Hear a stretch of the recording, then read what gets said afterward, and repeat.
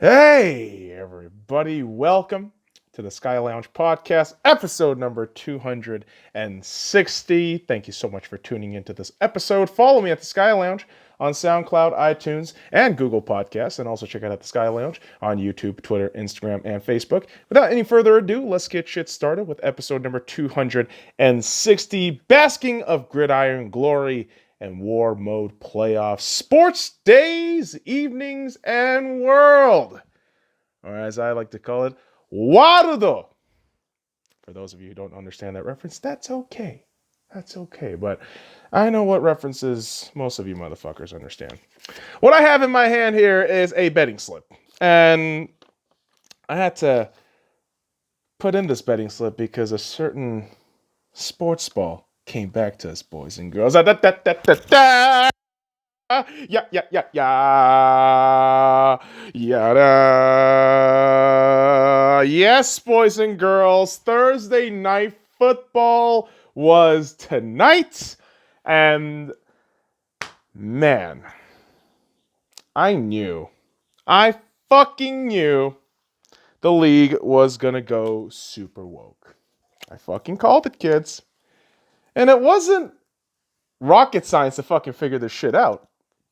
You saw it from the way the people and, players all just fucking bitching and moaning about, oh, if you're staying silent, you're part of the problem. You got to do what we say, and if you don't, you're a fucking piece of shit racist. And Jesus fucking Christ, the woke pageantry of the NFL, I think it's gonna be nothing compared to what the NBA is doing. The woke league of Chinese basketball. That shit is a Chinese-sponsored social justice warrior program. This NFL shit is homegrown bullshit. And my God, the game was set to start at 5:20, but there was 10 minutes of just extracurricular bullshit. Just social justice warrior nonsense shoved up our ass. Just real poo-poo stuff. The shit that OBJ likes and all that good old poo-poo.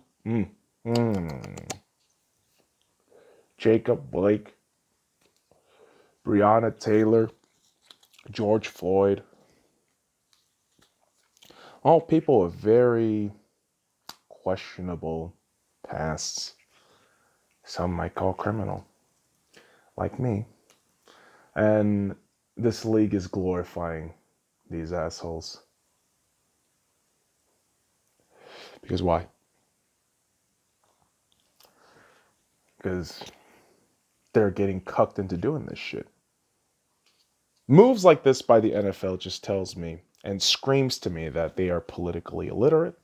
They don't understand what context is regarding anything in life. And mainstream media has really grabbed this league by the balls to the point you can't enjoy the fucking sport anymore. Although, to be fair,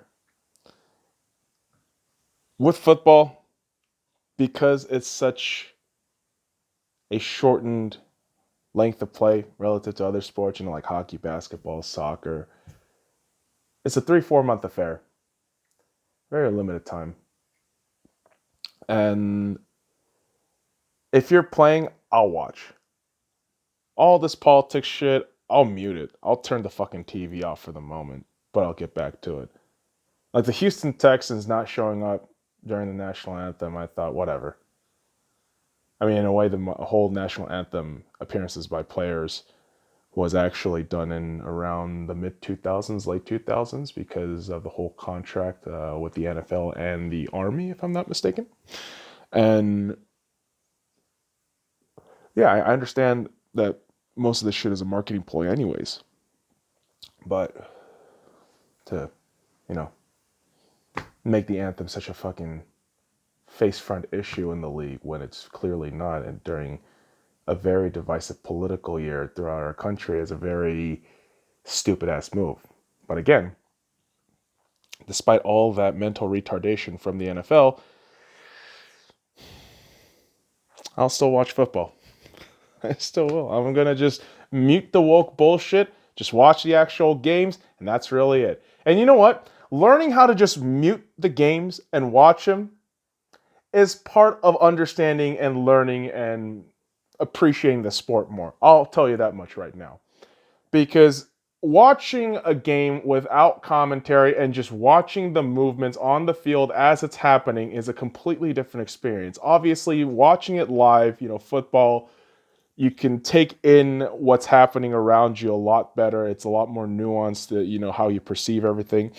But the most similar way you can, simulate that experience at home is just muting the television. Don't fucking listen to the commentary. Plus, the commercials are dog shit anyways. Who fucking cares, right?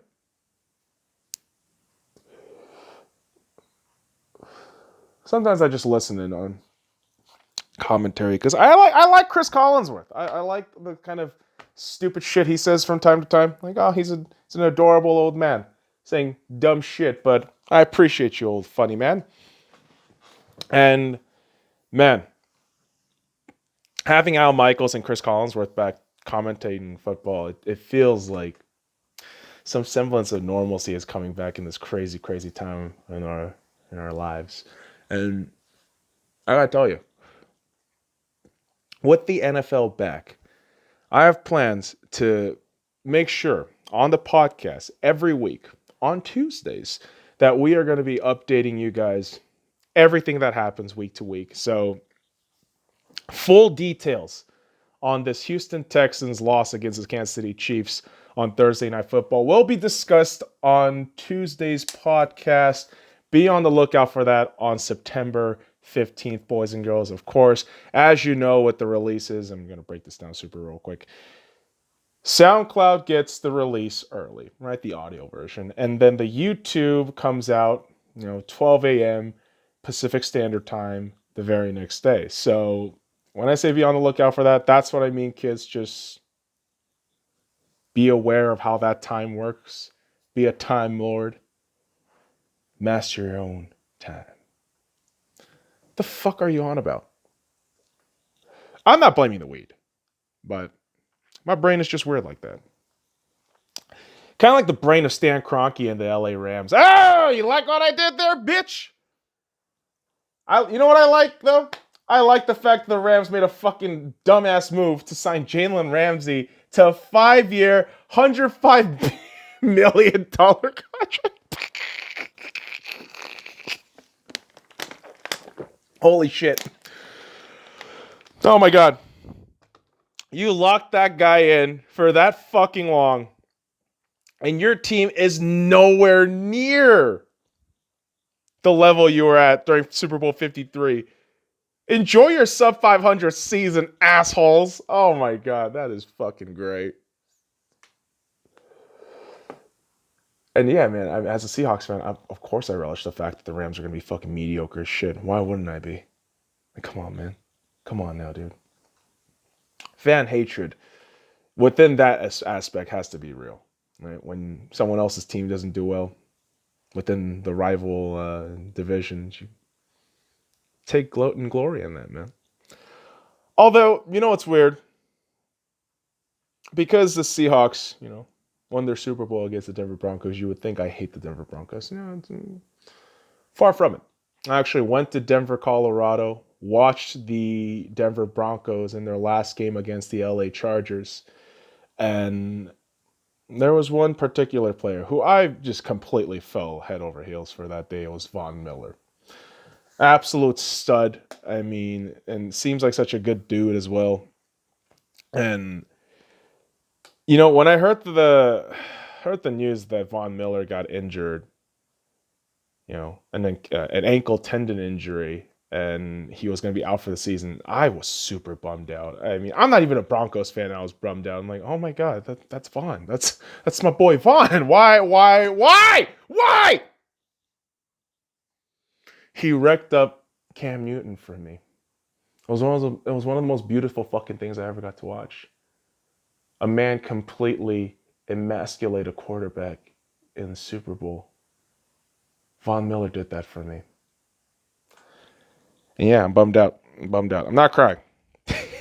I'm actually just itching my eyes, but yeah, it looks like I'm crying. But Von Miller missing the season for the Denver Broncos is going to be a massive, massive detriment for them. But I can still see the Denver Broncos still being on the rise.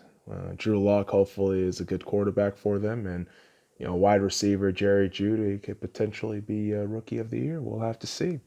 And also for another notable injury news is someone that we have to mention in the Minnesota Vikings, and Danielle Hunter.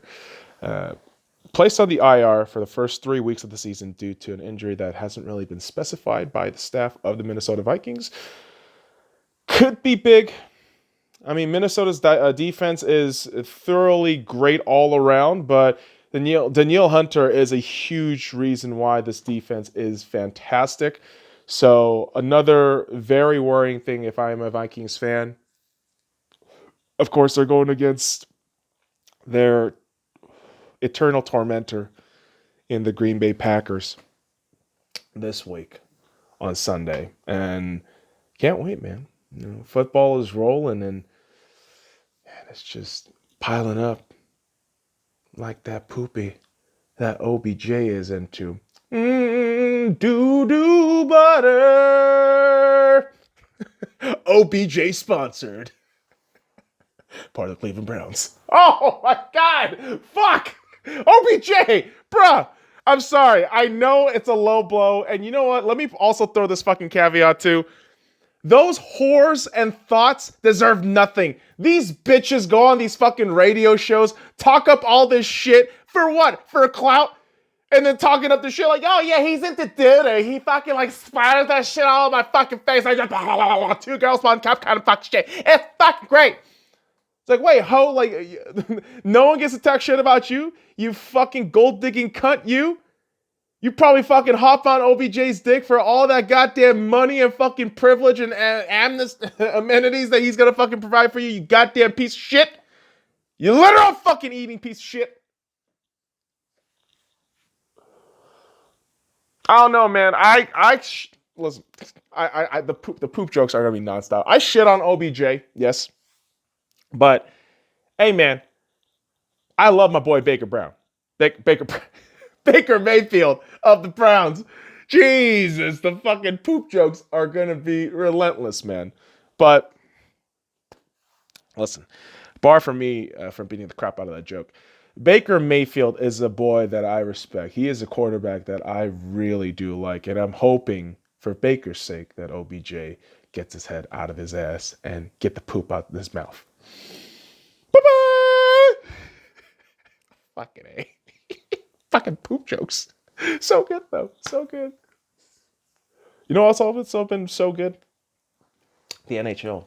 Hockey! Yes, boys and girls. Hockey! And we start off with some AHL affiliate newses. Oh, boy. You're making up words on the spot. Are you that fucking high? No, I just had to fucking, like, swallow the smoke down my throat, and so I need to pause and speak a couple of words in succession, and that just didn't work. You are now looking into the minds of a crazy old man. And this crazy old man has to tell you, I was very attentive with what was happening with the AHL affiliate of the Vegas Golden Knights in the Chicago Wolves and how a lot of the prospects were going through there. But now, with the fact that the Vegas Golden Knights have a new AHL affiliate based right here in Las Vegas in the city of Henderson, Nevada, the Henderson Silver Knights, there is no need to keep the Chicago Wolves around. So the Carolina Hurricanes have now made it official that the Chicago Wolves are their AHL affiliates, and the Florida Panthers will be the Charlotte Checkers. NHL parent club. I should have kind of specified that there. But they switched things around a little bit. Obviously, the Charlotte Checkers beat the Chicago Wolves in the oh my goodness, what the fuck is the goddamn cup called? The Calder Cup, right? Oh, Jesus Christ, I almost fucking forgot the goddamn name. Yeah, so the Calder Cup winners of last season, the Charlotte Checkers and the Chicago Wolves, switching parent clubs around. So, hey, best of luck to those clubs, and hopefully a lot of good prospects for those two respective clubs in the Carolina Hurricanes and the Florida Panthers. And it's a wild time here in the NHL, here in the world of hockey. In the world of hockey, NHL awards have been announced, ladies and gentlemen, and we have some GM of the Year finalists. Brisbois, and I could be butchering these fucking names, so I apologize in advance, of the Tampa Bay Lightning, Lamoriello of the New York Islanders, and Nil of the Dallas Stars. In my mind, I mean, it's almost all the same cast in a way, but if you had to ask me, I mean, if you're talking about real roster tinkering and everything else, you have to really look at the New York Islanders and see what they've done through the last 2-3 years, dumping John Tavares and just kind of moving on to young, more team, driven direction with head coach Barry Trotz at the helm. So for me, I mean, personally, I would pick Lou Lamoriello, but I could definitely see, GM of the Tampa Bay Lightning getting that, or maybe a little consideration into the Dallas Stars, but personally I'd go for the New York Islanders. And the Jack Adams Award has been announced for Head Coach of the Year in Bruce Cassidy of the Boston Bruins. Yeah, and I totally get the argument that John Tortorella of the Columbus Blue Jackets got shafted in this award, but honestly, yeah, there is the argument that, Bruce Cassidy, because of the points, because of how he got to Boston, losing the cup last season and then being the best team in the league by points is something of an accomplishment in itself. And yeah, it might not be the best reason, but it's reason enough in the sense, right? So kids, get over it.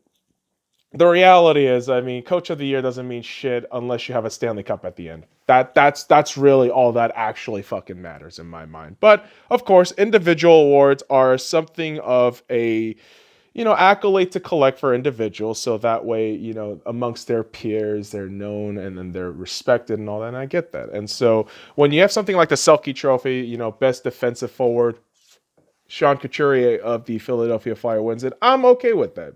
Fantastic forward, very beast-like, fucking forward too at that. But honestly, I thought it might have been, Bergeron, but that's fine by me. I mean, I wish it was Mark Stone last year, but it happens. Happens, kids. But you know what's also happening right now? The conference final. And in the Western Conference Final, unfortunately, the Vegas Golden Knights are down in their series 1-2. Game 3 happened tonight after a shutout win by Robin Lehner in Game 2. Crazy enough, the stat that the NBCSN had to throw at us was this was the first time since the 1930s since there was a back-to-back game with each opposition teams getting shutouts. But in Game 3 tonight, on Thursday, the Vegas Golden Knights suffered a 3-2 overtime loss. And I can't really fault that on Robin Lehner. What I can truly fault this loss on is the Vegas Golden Knights' lackluster power play killing unit, their general malaise and complacency in the neutral zone all game long, and just their non-existent second period. So for the Vegas Golden Knights, it's an unfortunate loss, but you still have a series to fight back in. You're only down 2-1. Game 4 is going to be pivotal. You have to win that game, and that game will be on Saturday. Go Knights, go. Let's see you there on Saturday, kids. Not in Edmonton, but, spiritually cheering on the Golden Knights. Now, who might actually be going to the fucking Shadow Realm and being a fucking dead spirit soon is the New York Islanders. Jesus fucking Christ. So the Tampa Bay Lightning is up 2-0 right now, as of this recording on Thursday, and they have a Game 3 on Friday. Now, if the Tampa Bay Lightnings win Game 3, by math, by virtue of math, kids, they go up 3-0. And the likelihood that the New York Islanders come back from that shit, damn near impossible. Damn near improbable. Not impossible. It is possible. Ask the Sharks. It is very possible. But highly improbable. And the way they're losing these games, the Islanders, it has to be heart-wrenching. Game 1, get your ass smacked 8-2. Game 2, tied 1-1 with just 7 seconds left to go. And Nikita Kucherov scores the game winner. 7.8 seconds left. Oh my fucking Lord. The Isles need to figure this shit out, man. They can't do anything in game 3. It's a clean sweep. And the Tampa Bay Lightning is looking more and more like cup favorites as time goes on. With the amount of rest, with the amount of, goals they're scoring, the amount of fucking shots they're blocking. I mean, dude, based on stats and everything else, they are just becoming head and shoulder the best team, to head into the Stanley Cup final potentially. And so, best of luck to them. I can't say the same words to a certain sports league, though. In the woke league of Chinese basketball, the NBA. They're so fucking woke that the woke league of Chinese basketball is considering not playing, before Christmas. That's wild because you would think the NBA knows that Christmas games are the highest rated games for the NBA in almost any given time during the year. Yet, they are going to willingly skip this. And I get it. There is a whole thing they have to do with, restarting the league, all this shit. Probably because they're also, Chinese pocket slaves. They want to not do shit until post-election. So, I'm just seeing, as a basketball fan, a league slowly poisoning itself and asking why no one is watching and everyone else is racist.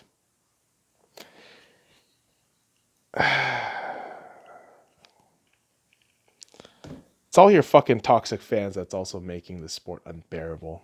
Woke League of Chinese Basketball. Just letting you know that shit right now. The games itself have become so fucking pedantic and bullshit. Every one of these playoff games are so goddamn scripted and boring as hell. And my God, if you're still watching that shit, good luck, man.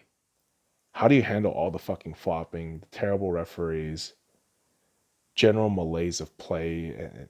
It's just subpar product on the court each and every day. And you know how the shit's going to turn out. Lakers, Clippers, Western Conference Final. Miami Heat, Boston Celtics, NBA, Western Conference Final, possibly Lakers, Celtics, NBA Finals. Woohoo!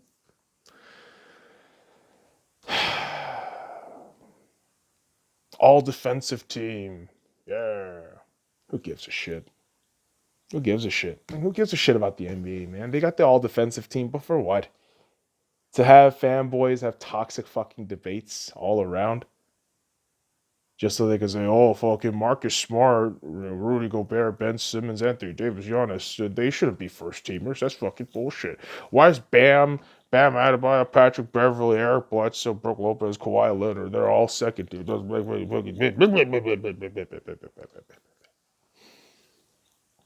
NBA is driven by people just bitching and moaning all the time. That's really it. And because people bitch and moan all the time, you'll see residual effects of that shit. Like Billy Donovan, finally getting cut from the OKC Thunder, which I thought it should have been a divorce that happened probably after last year, but they kept him around for as long as they could. And the Milwaukee Bucks will probably stick with Mike Budenholzer for the time being, but you can definitely see the whole Milwaukee Bucks, whatever they got going right now. I don't know. I don't even know what the fuck to call that shit. That whole thing might fall apart in a bit. Because the Milwaukee Bucks got ousted out of the playoffs by the Miami Heat 4-1. Could have been a sweep, but Chris Middleton just kind of showing up big in game 4. No, game 3. No, they were up game 3, so game 4, yeah, because it was up 3-0. So yeah, game 4. The Milwaukee Bucks are going to be a dead carcass here real soon. No Giannis. You're just going to have a bunch of fucking role players, decent role players at that. And depth of bench, I mean, yeah, you're probably going to land up as the next Orlando Magic or the Brooklyn Nets, before the whole, superstar acquisition. And I don't know. I don't really have any sympathy towards that because the Milwaukee Bucks have always been like that. They always have that one perennial superstar and then they just leave. I mean, the last time they actually capitalized off of that was Lou Alcindor back in the 70s, and we all know how that turned out. He went to a little team called the LA Lakers, or he was known as Kareem Abdul-Jabbar, and yeah, became synonymous with the term greatest of all time, right next to Michael Jordan. Try to argue with me on that shit, motherfuckers. Kareem Abdul-Jabbar is absolutely amazing as a basketball player all around. But Giannis is not on the same caliber. He's not. And you're going to see this kid move. And man, I am really curious to see what the next journey for this dude in Giannis is. Be pretty amazing if he links up with Luka Doncic, though. That would be some fucking shit. I would love that personally. But you know what I actually enjoy kind of looking into with the box scores and stats is the Boston Celtics and the Toronto Raptors tying their series up 3-3, where the Boston Celtics could have fucking beat the goddamn Toronto Raptors in Game 6. But double OT with Kyle Lowry sticking the dagger to force Game 7 just shows you how fucking good these two teams are. My goodness. Toronto Raptors were down 2-0. They tied the series back up 2-2. Boston takes the lead 3-2. Toronto comes back up 3-3. Now we head into Game 7. It is anyone's game. Who do I think is going to win in Game 7? Dude, I will tell you right now.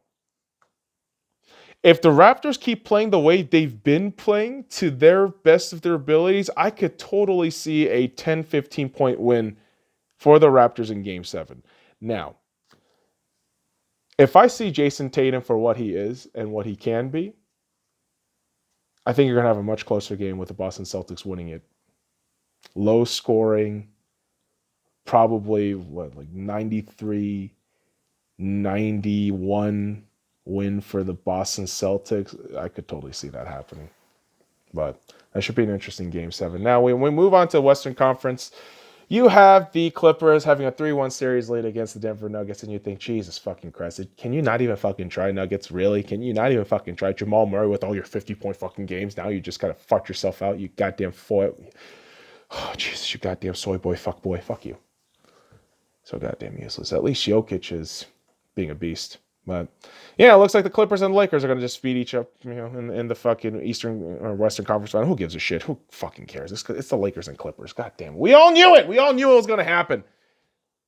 The Rockets win one fucking game, and now they are down 3-1. Like, they win Game 1. They think they're the shit. Pound their fucking chest. We're the best. Like, dude, you guys suck. You guys have to fucking steroid and amp yourselves up to get one fucking win. And that's a bare win. Holy shit. I know it's rigged and this is the laziest fucking series, but Jesus, Houston, you really thought you were going to win? Get the fuck out of here, man. Get out of here. Good Lord. Why are you such an asshole?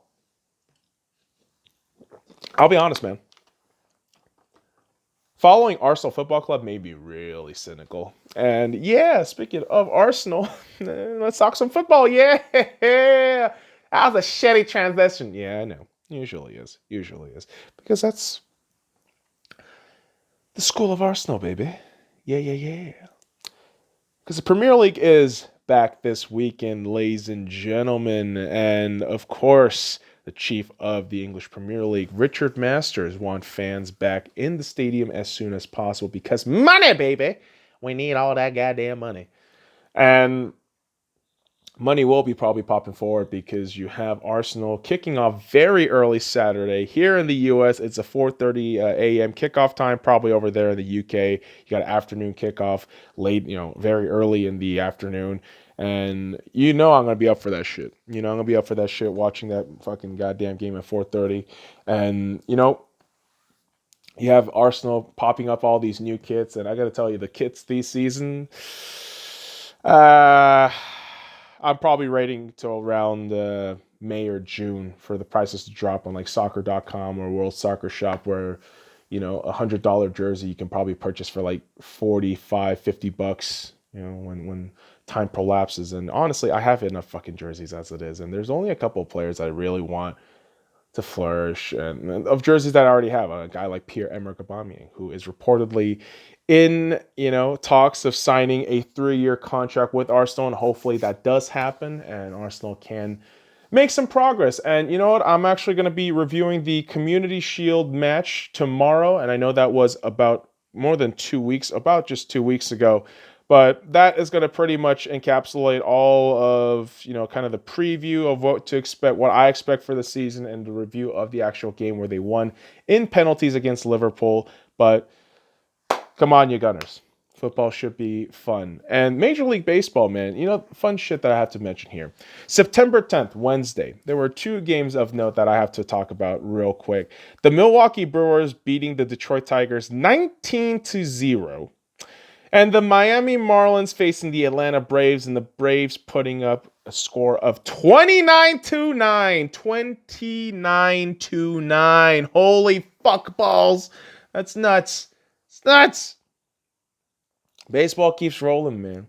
As a Dodgers fan, I just kind of watched this from the back like, okay, cool, man. You got the best record in the MLB. You do all this shit, but can you just make sure you're not injured? Like Walker Buehler being on the fucking injured list or whatever have you every goddamn week just does not bolster any confidence. So, guys, let's just stay healthy and hopefully get through this goddamn season, please. I'm just hoping as a Dodgers fan we do something.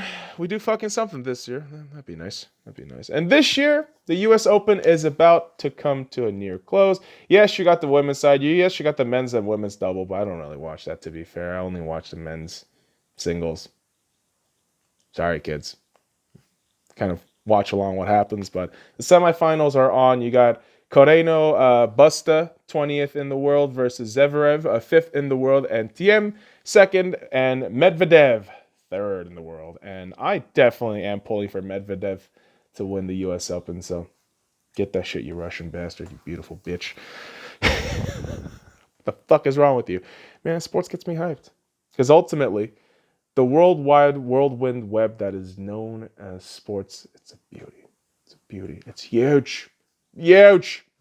Next episode on the Sky Lounge, we're going a little mellow. And it's just 9/11. 19 years has already passed, and it's crazy. Time does fly, kids. All right, motherfuckers. I appreciate you dropping by this episode. Follow me at the Sky Lounge on SoundCloud, iTunes, and Google Podcasts, and also check out the Sky Lounge on YouTube, Twitter, Instagram, and Facebook. And until next time, kids, fuck off.